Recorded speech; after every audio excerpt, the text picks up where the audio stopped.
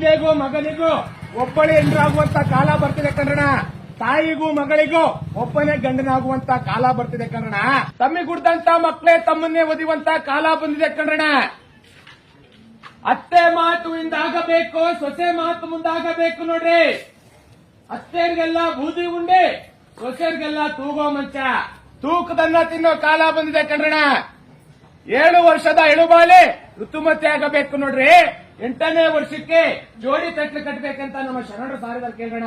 ಇಗೋ ನೋಡ್ರಿ, ಇದೇ 2024ರಲ್ಲಿ ಮನೆಗೊಬ್ಬ ಮಗ ಇದ್ದಂತವನ್ನ ಸೂರ್ಯ ಹುಟ್ಟುವಂತ ದಿಕ್ಕಿಗೆ ಅಮಾವಾಸ್ಯೆ ಹುಣ್ಣಿಮೆ ದಿವಸ 100 ಕಿಲೋಮೀಟರ್ ಪ್ರಯಾಣ ಕಳಿಸ್ಬೇಡಿ.